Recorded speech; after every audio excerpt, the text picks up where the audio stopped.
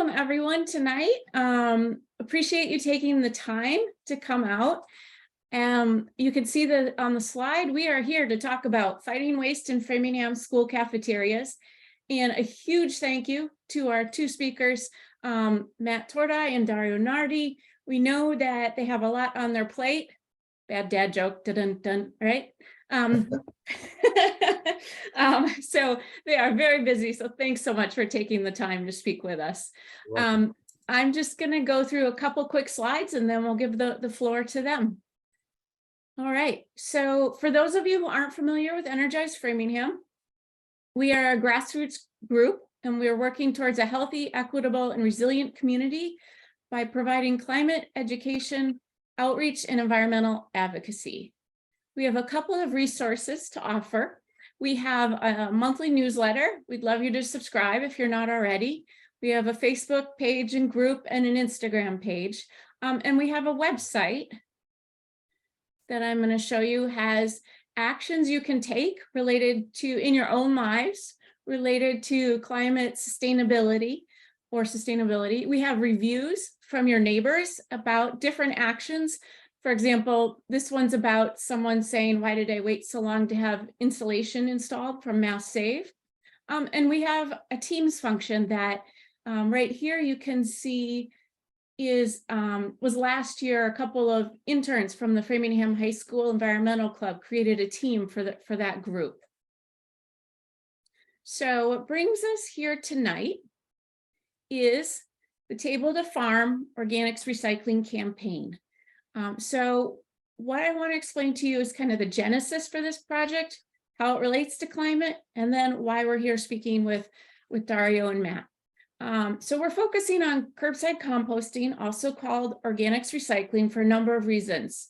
So about 30% of the residential trash stream is estimated to be organics, food waste, and that contributes to greenhouse gas emissions from methane when it decomposes. And this food waste is taking up space in our landfills, which are projected to fill by 2030, and it increases our tax costs for our city just from waste disposal. So last year, the Table to Farm group helped bring the number of subscribers to a curbside composting company called Black Earth Compost to over 300 members. And that allows everyone in Framingham to get a 30% discount. If you're interested in learning more about that, stay on at the end and I'm going to provide you some more information. And you can also visit our tiny URL for more information. So just to put this into perspective, in terms of Framingham, these numbers are from the Department of Public Works website, that Framingham disposes of about 130,000 pounds every day. Some of that's recycling. It's estimated about 30%. Right now, the other 70%, 91,000 pounds, goes to the landfill. And it's estimated that 45,000 pounds of that is food waste, is compostable. So that had us interested in, we're focusing on residential, but we were talking, we don't know what's going on in terms of our schools or our businesses. So let's start with our school cafeterias and just see what's going on. And that's why we're here tonight. We're going to work this by, we're going to have Dario and Matt speak with us for a bit, and then we're going to open the floor for questions and conversation. So with that, I really want to thank you, Dario. Thank you, Matt, for taking your time. Dario Nardi is the Director of Food Services, and Matt Torti is the Director of Buildings and Grounds with Framingham Public Schools. And with that, the floor is yours. Great, thank you. Thank you.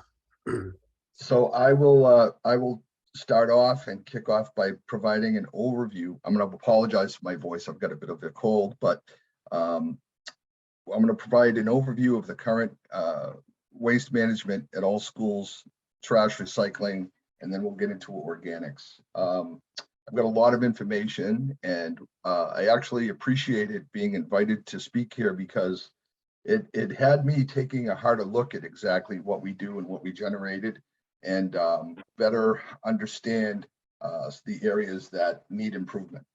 That said, I want to describe what happens on a daily, weekly, monthly, and so on basis. So Framingham Public Schools works in collaboration with the Framingham Sanitation Department. And the sanitation department, there's several ways that they pick up trash and recycle materials, cardboard, all of those things. And so I'm going to describe those things. It may answer a lot of the questions that you sent over in your questionnaire. And so I would ask Dario to certainly interrupt me if I misspeak on any item. Dario, thank you. And as far as percentages go, but the district has 14 schools, 17 school buildings. And we'll start off small and get bigger as I get through the description. We have 20-gallon recycled totes located in every classroom and almost every office in every building throughout the district. Those totes are meant to contain recyclable materials, whether it be paper, plastic, glass, cans, metals, that sort of thing. So the city does single stream recycle. We also have 90-gallon toters that are placed out in the main hallways. And depending upon the student involvement, which we're hoping this will improve over the years coming, that the students, the ones that are old enough, can pick up the totes, carry them out to the centralized 90-gallon toter locations, and dispose of those recycled materials in those 90-gallon toters. Those toters then are picked up weekly by the sanitation department. And it's part of their route, so they weren't able to give me the exact tonnage, so I had to do some guesstimates and really come up with general ideas, and did some research about how many gallons, So for example, a gallon of water is like 8.2 pounds. Well, a 90-gallon toter will never be able to fill it to that weight. The thing would probably explode. But it does hold roughly 250 pounds of recyclable materials, whether it's paper, plastic, on average. Each one is about 250 pounds. And so we ran these calculations based on those assumptions. And so what we're going to tell you is that we have over 100 of those toters that are picked up on a weekly basis throughout the district. So those totes are then from the corridors and classrooms are wheeled out to the curb once a week and picked up by DPW. And of course, depending upon the size of the school, will vary the number of the toters that are being placed out on a weekly basis. But we have 190-gallon toters, and we generate 2,045 tons over 180 school days of recycled materials via that process. Then we also have at the high school, the high school alone, we have 43 of the toters, the 90-gallon toters. And those are not wheeled out to the curb. They're actually wheeled down to a trash collection and recycling room. And then those toters are emptied into a large, it's a 40-yard enclosed dumpster with a compactor. And so that is picked up by DPW about once every 6 weeks and transported. And then DPW is actually paying, sanitation, I should say, is paying $95 per ton for recycling. The city also pays $102 per ton for waste. So it's fairly expensive in comparison. You would think recycles, you do a little better. And then the cardboard, we have separate cardboard collection dumpsters, mostly 8-yard size containers at every school. And we generate and recycle 624 tons of cardboard on an annual basis. And again, these numbers are based on averages, not exact tipped weights, because the city has a contract with Casella Waste Company, and their contract is basically done by the number of pickups they do. not necessarily the tonnage. And so that's why we had to estimate. There's no tear slip that comes off of a weigh scale, except when the city hauls to the recycle plant. There's one in Holliston, and there's also one in Marlboro where they take the trash. And so I've got a lot of the statistical data, which includes their entire route on what the city picks up throughout their route. So if the school is en route with whether it be an apartment building or residential, it's part of the route. And so they didn't really break out the school separately. So again, that's why we had to try to put these calculations and estimates together the way we did.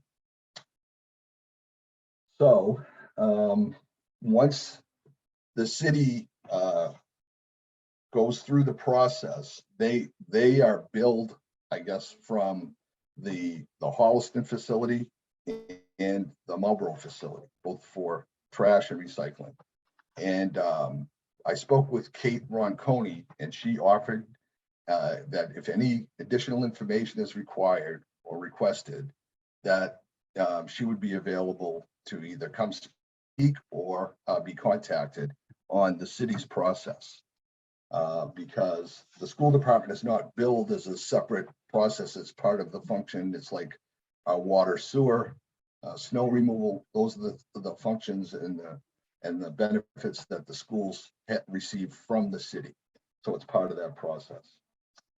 So single stream recycling, just at the high school, is roughly 2,561 tons. I'm sorry, at the high school is 516 tons. The district total is 2,561 tons of material.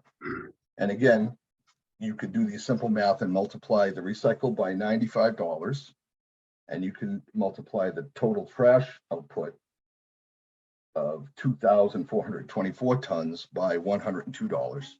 And again, this is an estimate. This is not an exact weight because the scales, we're not running over a scale. And then if we get into how much of that, if you get into the composting, we haven't started up the composting process. We have been in contact with Black Earth and a company called Vanguard to obtain pricing and what they're able to do. The problem with the composting process is they're willing to pick up 2 times a week as part of their route. This is after speaking with Black Earth up at East Lake Farm. And they had different prices depending upon the size of the containers that we use. So we wanted to start with one elementary school and do a pilot program and see how it went. However, the problem is if we compost, if we take all the food scraps at one of the schools, there's really no place to store it.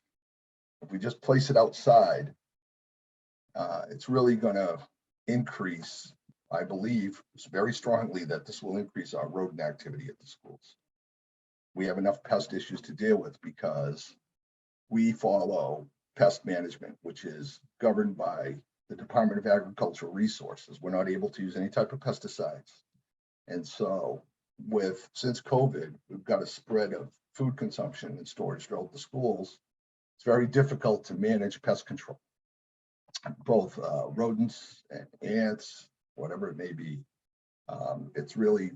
There's a big uptick across the district because the food consumption and storage is just everywhere throughout the buildings now. It's really, Board of Health really used to enforce more rigidly the guidelines to only store and consume food in designated areas designed for, like a cafeteria, kitchen, break room. And so you can better control those pests when you limit the amount of areas where food is stored and consumed. But back to the composting. One time, several years ago, former food services director started up with Black Earth for a little bit and found that the pickups weren't frequent enough. So he has actually stored food waste in one of the walk-in coolers, which is also a Board of Health violation. You can't do that. And so we have the dilemma then of where would we store food waste until we can have it picked up? And the only real answer would be to provide exterior refrigeration units, which also use energy, right? So electricity, freon for the compressors and all that sort of thing. But the cost, obviously, to purchase and install those units at every single facility to store compost would be a challenge. So those are the reasons why we really are still trying to work through how it would be. Now, we would like to see a pickup every single day. And what would that look like? But in order for that to happen, we really have to increase our educational process on and start the students at a very young age so that they understand how to separate. We already have a very big problem with that, especially at the middle and high school. You would think that the older students would be easier to convince to do these things, but we've got the containers placed out and everything gets cross-contaminated, and then we end up having to throw it all into one place. And a lot of those materials that are going into there to the landfill as waste still compost. I mean, they still break down. And I will let Dario speak to those items that are generated from the cafeterias. But I wanted to give you hopefully that's a pretty good general overview of what we do, how we do it, and how it's been done for the 23 years that I've been with Framingham Public Schools. The sanitation department has always taken on the trucking and the tipping and all of that. And we try to manage and provide the smaller containers throughout the schools so that they're there. Now, how they get used is more of the school admin function, and that's where we all need to improve. Dario, if you'd like to kind of weigh in on the percentage of what you think or what you believe is compostable. That was a question that was asked in the questionnaire. Is it 30%? Is it 90%? I'll leave that to you to say how much of the material that you generate could be compostable. Sure. Okay. So Matt, thank you. I learned a lot. So for those of you who don't know me, I'm Dario Nardi. I've been with the district since April. I came to the district from the West Springfield Public Schools. So what I've learned in Framingham when I first started here, one of the biggest concerns was our styrofoam usage and plastic usage in the cafeterias was a huge topic, along with menu translations. So looking at that and the supply chain issues we had during the year last year, we made a concerted effort this summer to spec out in our bid specs compostable items with regards to trays, the cutlery, trying to get away from plastics as much as we possibly can in styrofoam products. So we were able to do that over the summer and secure compostable trays, which are used in all the schools currently. And I know one of the questions that's in here is why are we not using reusable trays? And one of the problems that we have in Framingham with regards to that is that we only have 6 schools that currently have dishwashers. So the remaining schools don't have adequate facilities to wash reusable trays. So, and trying to add that to the district at this time and some sort of a capital expenditure would be huge. The plumbing and everything else. I mean, it would probably be at least $100,000 per building to add something like that. So we are using compostable trays. We are using a potato-based cutlery, spoons, forks, and sport kits, which are compostable. We've gone away from straws. There is still a call for straws at some of the kindergarten classrooms in Juniper Hill. And we have gone back to plastic for those few kids because the paper straws were not working. They were leaking. The kids were getting a mess, and we just haven't found anything yet with regards to straws, but our straw usage is minimal. We're not using straws like we were last year. Our containers that house our salads and our sandwiches right now are made of a potato-based product. We were able to secure those. I would say by October of this year, September, October of this year, I would say it's probably a good 90 to 95% of the products that we're using inside the kitchen that the students are using to carry their foods, consume their foods, are potato-based, bamboo products, compostable products. So it's a start. It's definitely getting away from the plastics, the wooden spoons, the styrofoam products, but there's still a ways to go.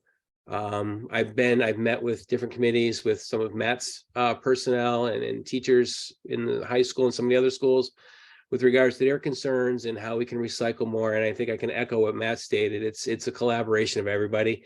It's not just going to be the food service department and maintenance. It's administration, teachers, teaching the students. And I agree with Matt wholeheartedly that attempting to do maybe a pilot in a smaller school, an elementary school, and really educating our youth, the younger students who are going to graduate up through the system, because it's so hard to get the high schoolers at this point and the middle schoolers to recycle or do anything.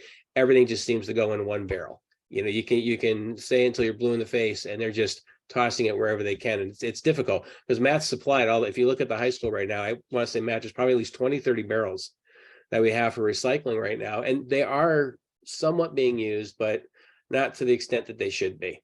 Our vending machines at the high school, they're only located at the high school right now. We do have a plastic water bottle in there. Today we were looking at a cardboard based box water that will vend to try and get away from the plastic water bottles, because it is a high consumption item. I would say maybe upwards of 2,500 bottles a week. They are going in the proper bins, but they're not all going in the proper bins. So we're working with different groups. We're trying to put those items in place. We've been lucky enough to secure those items this year and not have to bring styrofoam and plastics back into the cafeterias. But it has come, like with anytime you try to recycle, the cost to the district right now in our department, it was probably an additional $75,000 just to convert to compostable items, as opposed to what we spent last year on styrofoam and plastics. But it's good for the environment. And I've spoken to Lincoln and the superintendent about this, and we're staying with it. We're staying the course. We're not going to move away from it. And it will be part of what we're going to do in the future, whether we go to reusable trays. We're washing our current trays, or it's a conversation to have. But I think the district has made some really good strides, but every school is unique and how they want to tackle this. Some schools are a little more proactive to it, and other schools really don't want to be. So I again agree with Matt about piloting a program. With regards to our food waste, so when I started here, our average meal count per day with breakfast and lunch was about 6,000 meals. We're currently serving just under 8,000 meals a day right now. Our meal counts have gone up almost 2,000 a day. The state of Massachusetts has seen a 54,000 meal increase per day, and we make up 2,000 of that. Our meal consumption has gone way up, and it's not just because of universal free meals. It's the menu changes, the offerings. We've added staff to the buildings. We're servicing the students better, so we have a lot more students participating in the program. So it's creating more waste. Out of the items that we have that are going into the trash, most of it's compostable, with the exception of the plastic bottles. If they get mixed in, we don't serve any glass, minimal plastics. I think it's one plastic souffle cup we have now that we use periodically if we need to. But other than that, everything is compostable. I mean, it could be done, but it's how are we going to get there? How are we going to start it? Are we going to pilot it? And where do we go from here? And I agree with Matt. The issue with storage outside under the Mass Food Code, we are not allowed to store or bring that product back into the kitchens. It has to go to a separate facility and be stored and get ready for pickup. And I've been in on one of the meetings with one of the companies that was sharing some of the information out of Agawam with us.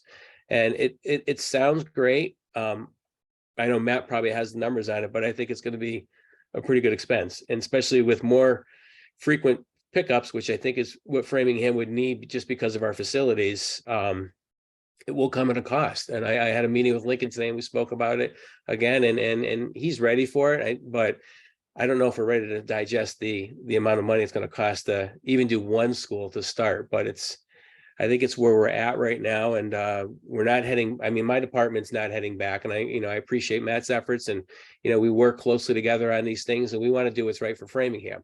That's the goal, and what's right for the environment. So collaborating with everybody and having everybody on board is, I think, how we're going to succeed and move forward with this.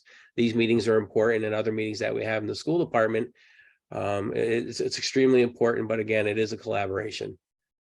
So if I miss something, Matt, or I don't have all the technical numbers like you have, but I can tell you about the food school, the food in the Yeah, school. no, I think it's definitely a great collaborative effort. I think, you know, you brought some great topics to the forefront here. And the challenges with composting, some of the things that we're not able to put into the compost, like the milk cartons, for example. That's the type of thing. And you know, we have the 5-gallon buckets with the strainers, and so the students can pour their liquid into it, and then, but now you have this container, and to really recycle those, you'd have to wash them. So the other thing about the dish rooms and the amount of dish rooms that were taken offline over many years before my time, we've had a couple added back on, but those spaces have been converted to either breakout learning spaces. And so if you were to reinitiate or restart up those dish rooms, you'd lose that space as educational space, which is always at a premium throughout the district. And so that's a consideration. And it also a consideration is the water and the electrical usage that a dish room takes. Now you've got water, wastewater, electrical use that you never had before, things like exhaust fans and motors to run the dishwasher, all of that. So there is a cost associated with the washable trays or going that route. And so I don't have those numbers, the type of volume, but I'm sure we could calculate it based on, you know, putting a meter online on, you know, isolate a dish room and give you some idea on what those costs actually are. But I think, you know, we definitely want to do something, and we want to do it at the elementary school level. But I have to say that we want to move cautiously because, again, we already have a pest problem, and we don't want to contribute to that, especially when you get into the warmer months. And then, you know, the rodents increase, and then they attract other predatory animals. And so those things all have to be considered without having refrigerated exterior storage.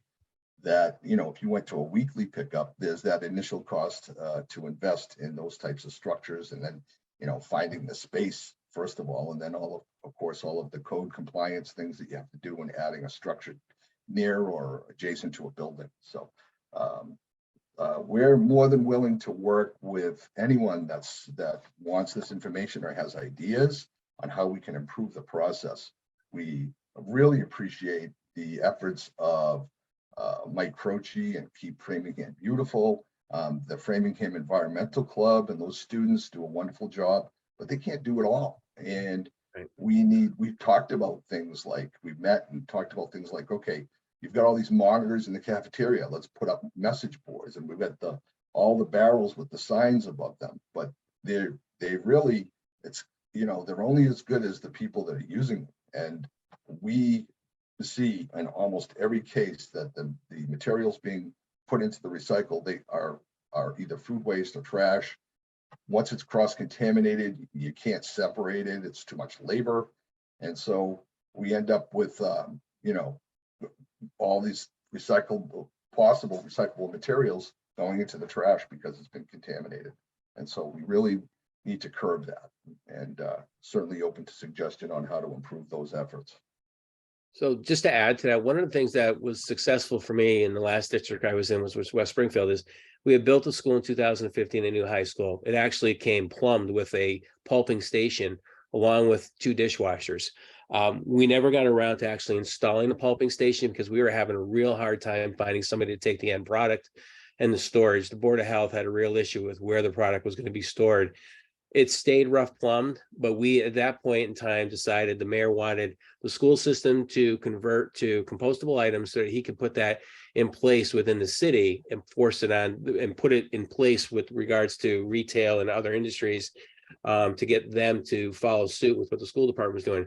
So we started, and what Matt had mentioned about the pilot program, we started with the milk cartons and that at the elementary level. And we tried it at the middle school, and it failed miserably at the middle school. We had much more success with the little kids. And as they grew up and went to the middle school, it was much more acceptable, and it was managed much better. they understood it much better. So there's got to be some sort of a starting point. And I agree with that. I think going to an elementary and then working out from there and having those kids grow up with it rather than trying to start something. I mean, we can always have the barrels and try to help and do things at the high school and the older kids, but it starts with the smaller kids, the littler kids. And as they grow up, it becomes second nature to them. And it was successful in West Side, even with the milk, because we had a big problem with just milk everywhere. Then we started to have a rodent problem. But then as they started to get it and they were actually putting it in the barrel and it was being handled correctly, everything started to work. It took a good year or so, but we were able to get it in all the schools fairly quickly, all the elementary schools, and then it grew from there. So it's just, I strongly encourage we look at, starting at a smaller school or in the smaller schools and working our way up. Excellent. Thank you, Matt. Thank you, Dario. This is a great overview. Just at a high level, I am hearing there's a lot of complicating factors, a lot of things to consider. That you actually have made great strides in changing some of the sustainability, in particular, like the cutlery and the trays in the cafeterias. Congratulations for that. Congratulations for keeping the recycling going. I know it's all hard. And I think it's a cultural shift. So starting with the young kids, like you're right, that's the easiest way to go, to get them to accept things. So with that, I open the floor to questions. I do see one question in the chat already that maybe as people are thinking or putting their hands up, we can take that question. Linda, do you want to say it out loud? Or I'm happy to read it too if you. That's fine. I can do it. I've been attending meetings of the Massachusetts Food System Collaborative over the past 6-8 months or so. And they've got they've got some interesting case studies of other schools and how they're dealing with food waste that's trying to get it out of the waste stream in the first place. And so I was curious whether packaged food or whole fruit is being thrown out in part of the waste stream, and if it's being thought about or considered. So I could take that one. I think I'm not. So it is all being thrown out together.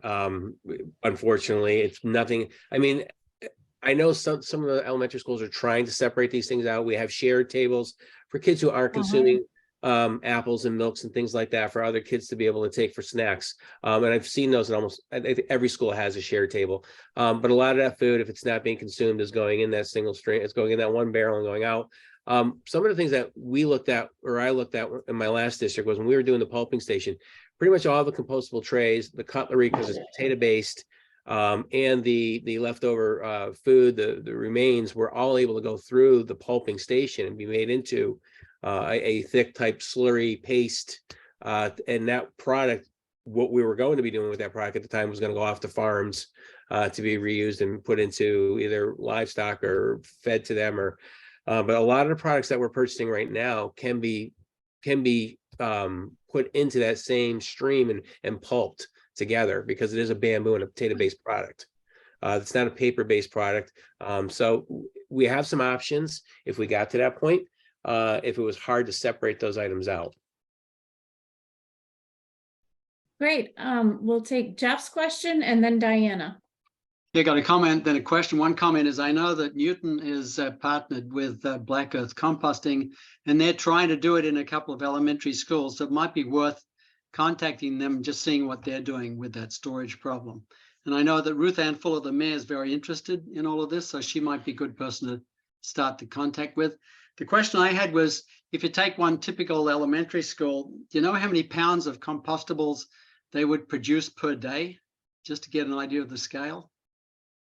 Let me Well, think. Dario, I'll try to jump in on this one. In speaking with Black Earth, they suggested, based on the population and the amount of meals that was served, that we start with 260-gallon toters. And if a 90-gallon toter weighs 250 pounds, what does the food waste equate to? So I'm going to guess roughly 400 to 500 pounds per week. If they're going to pick these things up and they're full, but again, for us, it was the number of pickups that we would require at, I think it was between $35 and $50 for each toter. I don't quote me on that. I'll have to verify that number, but that, if that gives you some context on volume, Mr. Epstein, I'll, that's Yeah, the best that's I good can enough. do on it. Yeah, Right, thanks. Okay. Sure. So thank you so much for all the information and all the steps you've been taking so far. And I really hope that we can work together to move things forward. I can see that getting to the perfect solution is way down the road. But I do think there's lots of little opportunities that we can take down one by one. I was curious, when did you speak to Black Earth Compost? So conversation started roughly, initial conversations were 3 years ago, but only 3 weeks ago. I have email correspondence, and the last person I talked to gave me all that information. And I'm sorry, I forget his name right now. I'd have to dig through my paperwork, but they gave me the information on and suggested that other schools are doing it in the cold weather. Less frequent pickups are not a problem. They don't see a problem at the other schools they service. Mhm. But That may not be again, the case for us, though. right. Well, we already have like I said, we already have a pest problem, and Right. I just can't see leaving these things outside and attracting Yeah. the I- pests and I am predators. curious, as we have increasing numbers of people composting with them and also increasing businesses composting with them because of the change to laws that are requiring restaurants and other businesses to compost. If maybe we'll see an increase in their schedule, or if there is something the town could do, and I realize this would be a big thing, but if we could have a dedicated DPW truck that would take it up, since it's just in North Framingham, since we have a truck that would do the pickups from each of the schools every day and go up and take care of that ourselves. And if Black Earth Compost would work with us on that. Yeah, that's a great suggestion, and actually something that Kate Marconi over at DPW and Sanitation and I discussed as one possibility. And then, we just have to factor in whatever that cost is. Yeah, no, we to always self- have to factor in self- the costs, definitely. Self-perform that type of thing. But Yeah.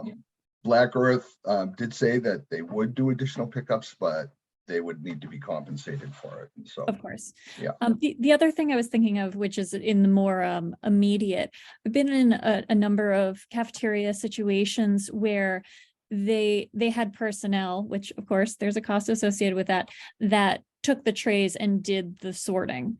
In my college cafeteria, that was the case. And then there was a work situation where they did composting and recycling, and they had tray racks. We would put our trays in the racks, and then they would take care of sorting out the trash.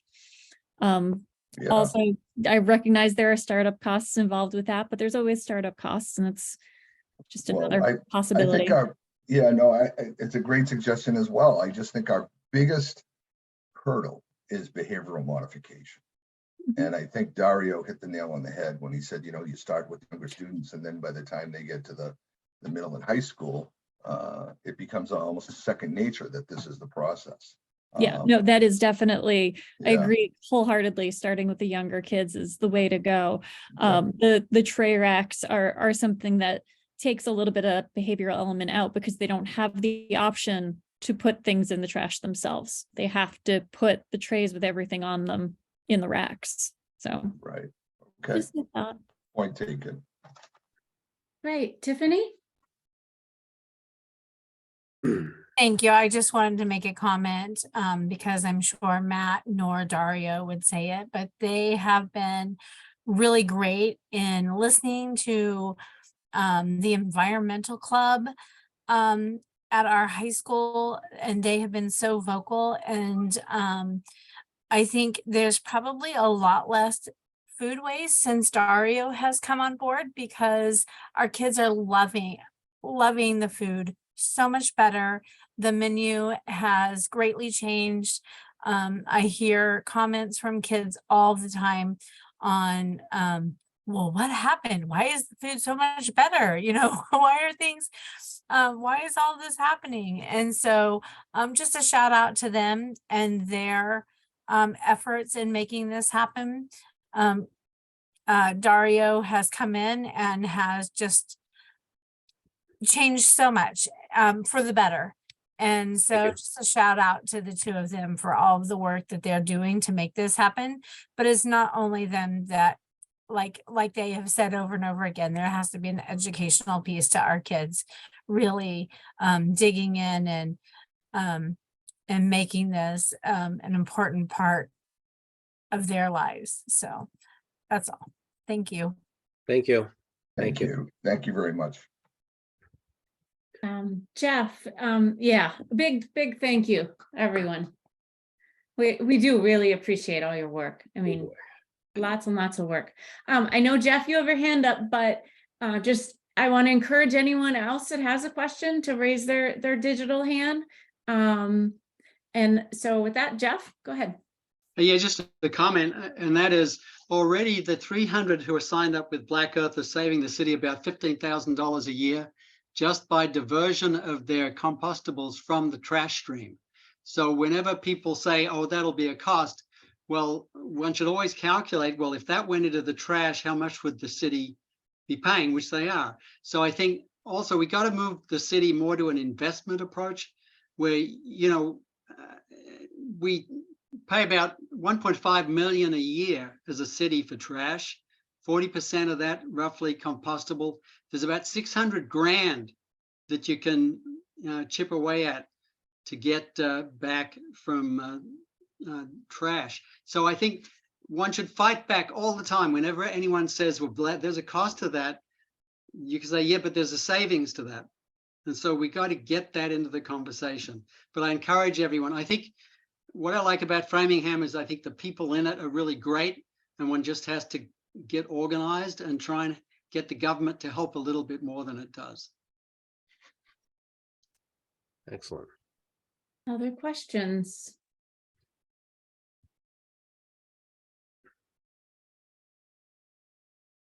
Go ahead, Matt. Thank you, Amy. I would be remiss and not doing my job if I didn't bring up some related information that I received from Lincoln Lynch, Director of Finance and Operations. Really has to do with all of us and paper consumption.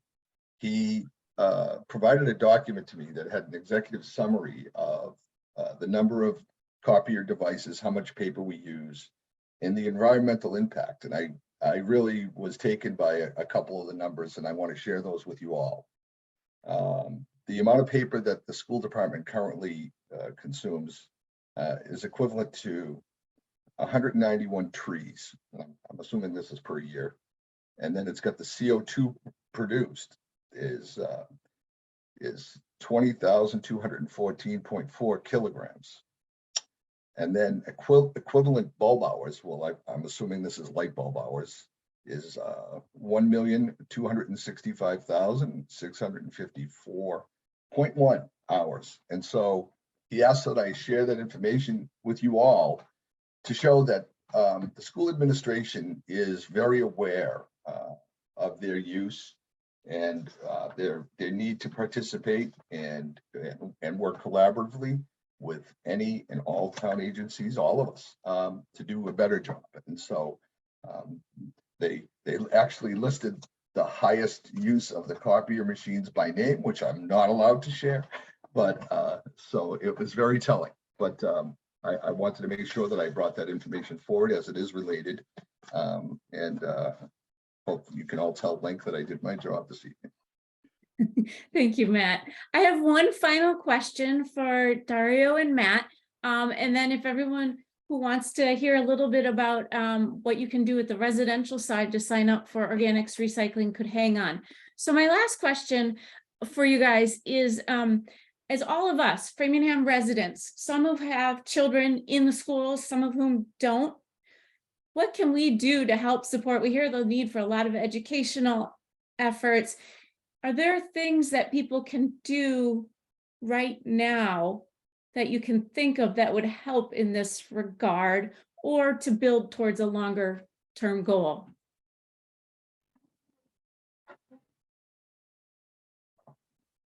Dario, you're muted. I could tell you as a parent of two older daughters, I could tell you if you're practicing it at home, it's going to resonate when you leave the house.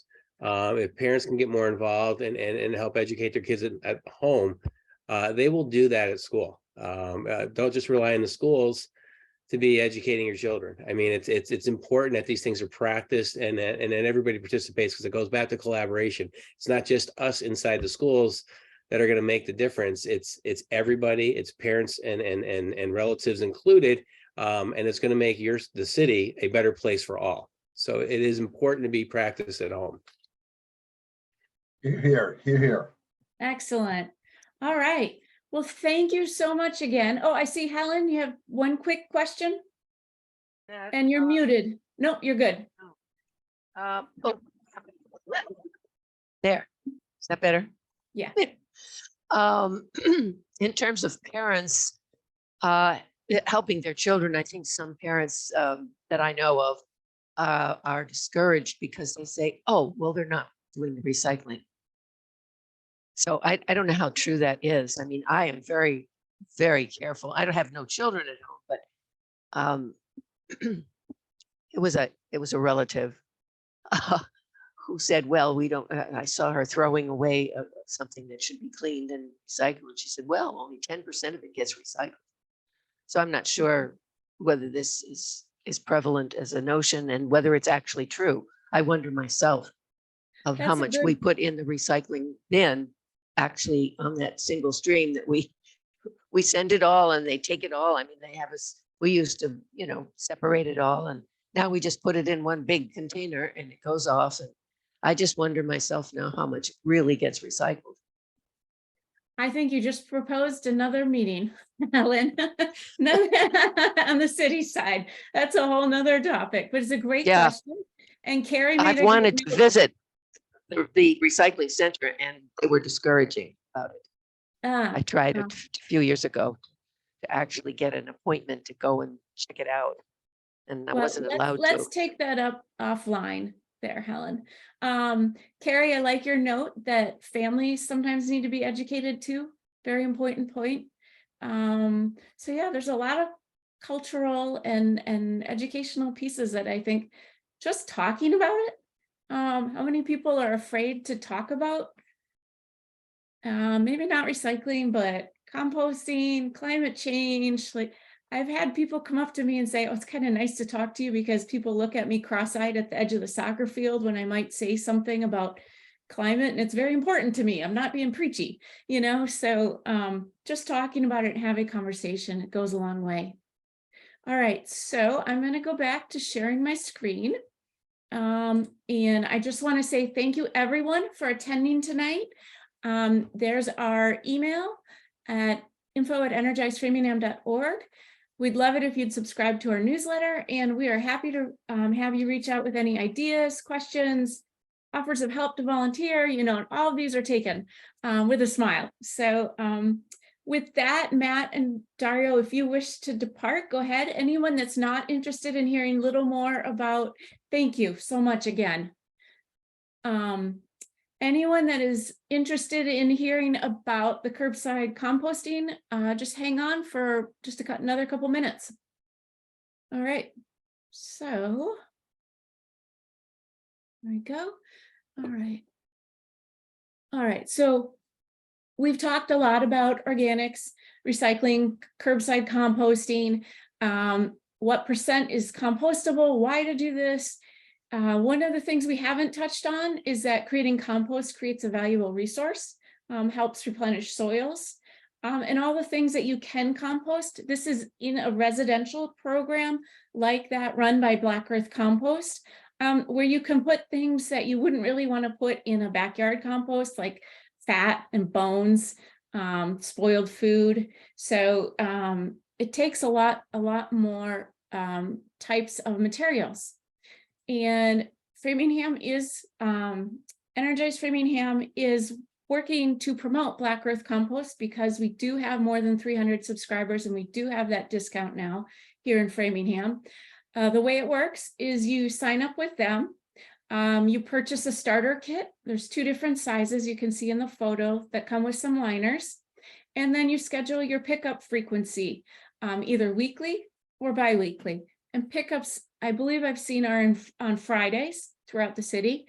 And so that's how that piece works. I want to point you to, there's more information on our action, Table to Farm Organics Recycling Action on our website.